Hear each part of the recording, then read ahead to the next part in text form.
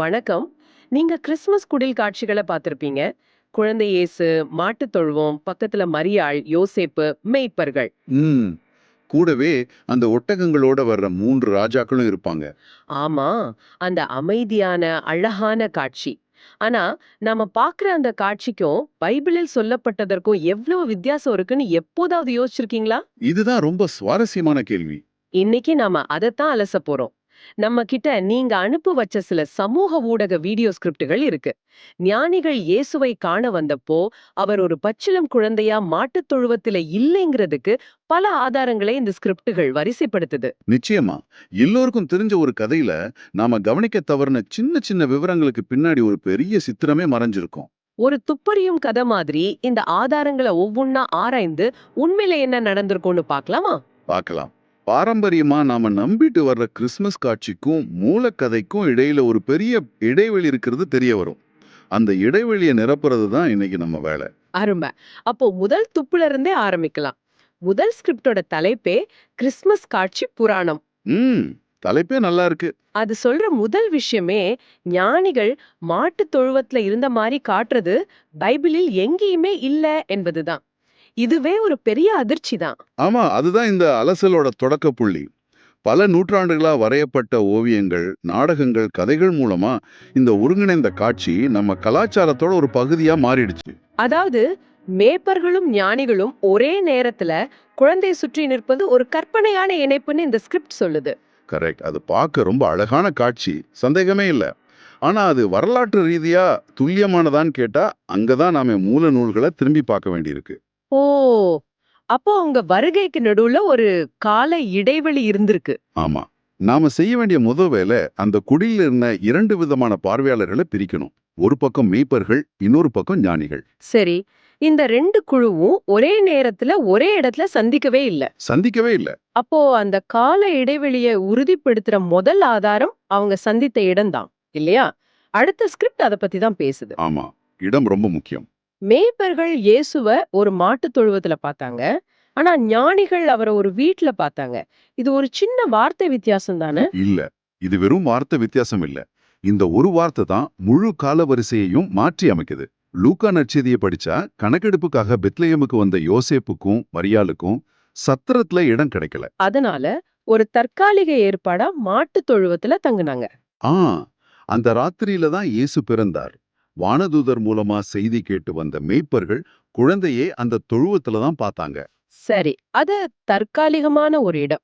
ஆனா ஞானிகள் வரும்போது நிலைமை மாறி இருக்கு. மிகச்சரியா சொன்னீங்க. மத்தேயு நற்செய்தி ஞானிகளோட வருகையை பற்றி சொல்லும்போது அவர்கள் வீட்டிற்குள் பிரவேசித்துன்னு ரொம்ப தெளிவா குறிப்பிடுது. ஓ, அப்போ தொழுவம் இல்ல, வீடு. வீடு. இது எதை காட்டுது? யோசேப்பும் மரியாளும் கணக்கெடுப்பு முடிஞ்சதும் ஊருக்கு திரும்பி போல. அவங்க பெத்லெகேம்ல தங்கி ஒரு வீட்டிற்கு குடிபெயர்ந்திருக்காங்க. ஒரு தொழுவத்துல இருந்து ஒரு வீட்டுக்கு மாறுறதுக்கு நிச்சயம் கொஞ்ச நாள் ஆகியிருக்குமே. கண்டிப்பா. சில வாரங்களோ அல்லது சில மாதங்களோ கூட ஆகியிருக்கணும். அவங்க ஒரு நிலையான வாழ்க்கைய அங்க ஆரம்பிச்சிருக்காங்க. அப்போ அவங்க அகதிகள் மாதிரி ஒரு தொழுவத்துல இல்ல, ஒரு குடும்பமா ஒரு வீட்ல வாழ்ந்துட்டு இருந்திருக்காங்க. அதுதான் சரியான புரிதல்.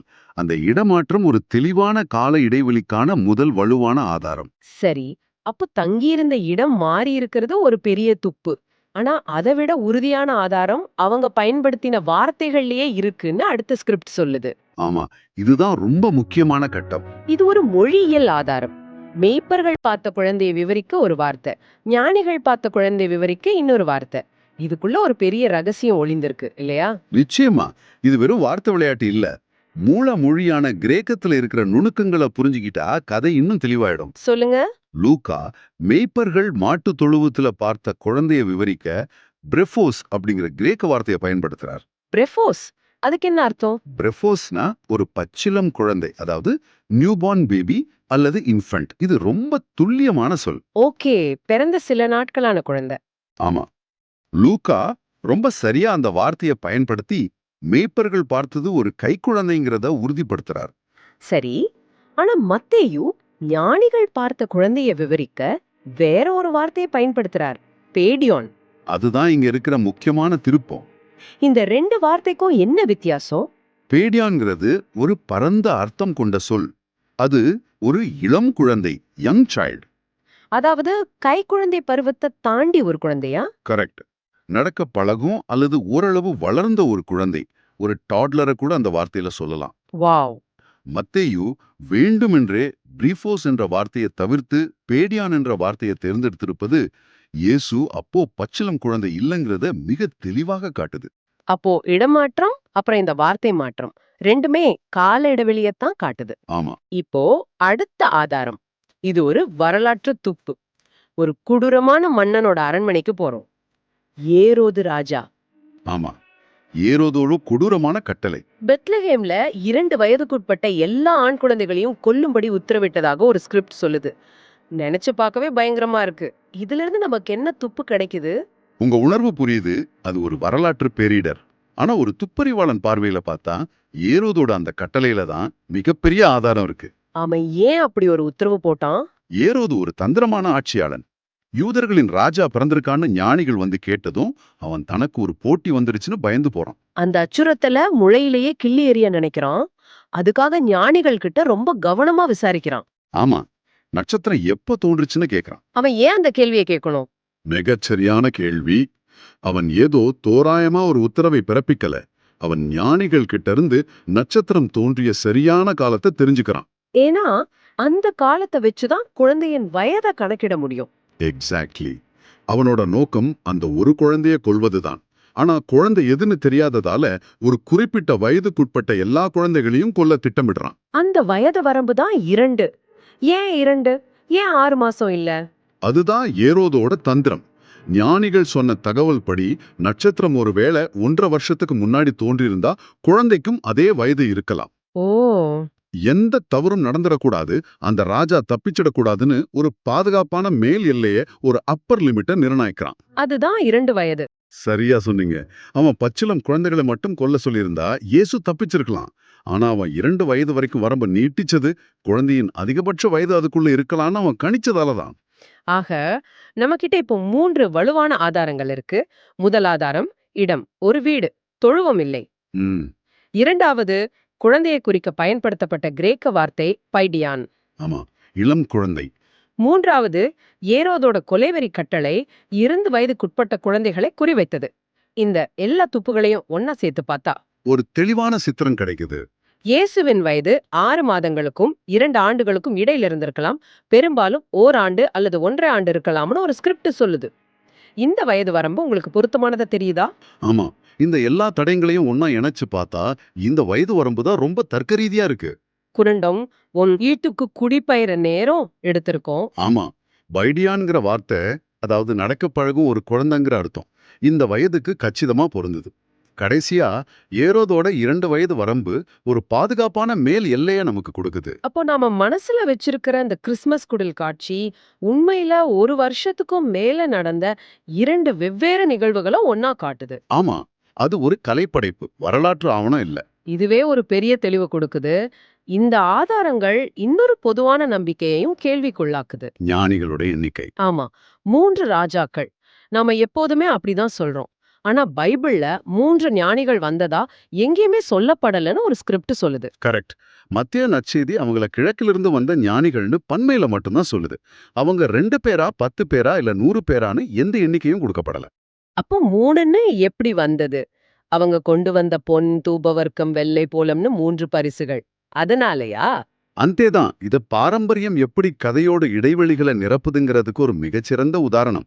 3 பரிசுகள், அப்ப 3 பேர் வந்திருப்பாங்கன்னு காலப்போக்குல ஒரு நம்பிக்கை உருவாகிடுச்சு. அதுக்கப்புறம் ஓவியங்கள்ல அவங்கள 3 ராஜாக்களா சித்தரிக்க ஆரம்பிச்சிட்டாங்க. ஆமா. பிற்காலத்துல அவங்களுக்கு கஸ்பார், மெல்கியோர், பல்தசார்னு பேர்களும் கொடுத்தாங்க. ஆனா இது எல்லாமே மூல நூலுக்கு வெளியே உருவான அழகான பாரம்பரியங்கள் தான். அப்படி என்றால் அவங்க ஒரு பெரிய கூட்டமாக கூட வந்திருக்கலாமா? நிச்சயமா வந்திருக்கலாம். அதுதான் அதிக சாத்தியம். அந்த காலத்துல கிழக்கிலிருந்து யுதேயாவுக்கு பயணம் செய்யறது பல மாதங்கள் எடுக்கக்கூடிய ஆபத்துகள் நிறைஞ்ச ஒரு பயணம். பாலைவனம், திருடர்கள்னு பல தடைகள் கடந்து வரணும். ஆமா. அதனால தங்களோட பாதுகாப்புக்காக அவங்க ஒரு பெரிய பயண கூட்டமா உதவியாளர்களோடும் பாதுகாவலர்களோடும் வந்திருக்கவே வாய்ப்பு அதிகம். 3 பேர் மட்டும் தனிச்சு வந்திருப்பாங்கன்னு சொல்றதை விட ஒரு பெரிய குழுவா வந்திருப்பாங்கன்னு நம்புறது தான் யதார்த்தமானது. ஆக இந்த ஆழமான அலசிலிருந்து நம்ம தெரிஞ்சுக்கிட்டது இதுதான். ஞானிகள் இயேசுவை பார்த்தம்போது அவர் மாட்டுத் தொழுவத்துல இருந்த ஒரு பச்சிளம் குழந்தை இல்ல. ஆமா, மாறாக ஒரு வீட்ல வசித்த நடக்க தெரிஞ்ச ஒரு சிறு குழந்தை. அது மட்டும் இல்லாம வந்த ஞானிகளோட எண்ணிக்கை 3ங்கிறதும் ஒரு பாரம்பரிய நம்பிக்கையை தவிர பைபிள் ஆதாரம் இல்ல. சரிதான். இந்த விவரங்கள் கதையோட மைய கருத்தை மாற்றி விடுமா அல்லது அதை இன்னும் வலுப்படுத்துமா? நிச்சயம் வலுப்படுத்தும். இந்த விவரங்கள் கதையோட ஆன்மீக முக்கியத்துவத்தை குறைக்கல, மாறாக அதுக்கு ஒரு வரலாற்று நம்பகத்தன்மையை கொடுக்குது. இது ஏதோ ஒரு விசித்திர கதை மாதிரி இல்லாம நிஜமான மனிதர்களோட நடந்த ஒரு நிகழ்வுங்கிறத நமக்கு நினைவூட்டுது. ம். இறுதியா ஒரு ஸ்கிரிப்ட் யூடிவ்னு சொல்ற மாதிரி ஞானம் உள்ளவர்கள் இன்னும் அவரை தேடுகிறார்கள். இந்த முழு விவாதத்தோட நோக்கமே நாம கேள்விப்பட்ட கதைகளை அப்படியே ஏத்துக்காம அதுக்கு பின்னாடி இருக்கிற உண்மையை ஆராய நம்ம தூண்டுவதுதான். அருமையான விளக்கம். அப்போ நம்மளோட மனசுல இருக்கிற கிறிஸ்துமஸ் குடில் காட்சியை கொஞ்சம் மாத்தி அமைக்க வேண்டிய நேரம் வந்துடுச்சு. ஆமா, இறுதியா உங்களுக்கு ஒரு சிந்தனை. ஞானிகள் எப்போ வந்தாங்க, எத்தனை பேர் வந்தாங்கன்னு நாம இப்ப அலசணும். ஆனா அவங்க கொண்டு வந்த அந்த குறிப்பிட்ட பரிசுகளான பொன், தூபவர்க்கம், வெள்ளை போளம், அந்த பரிசுகளுக்கு பின்னாடி என்ன அர்த்தம் இருக்கும்? ஒரு குழந்தைக்கு எதுக்கு இதையெல்லாம் கொடுக்கணும்? இது ஒரு நல்ல கேள்வி. அந்த பரிசுகள் அந்த குழந்தைய அவங்க யாரா பார்த்தாங்கங்கிறத பத்தி நமக்கு என்ன சொல்லுதுன்னு நீங்க சிந்திச்சு பாருங்க.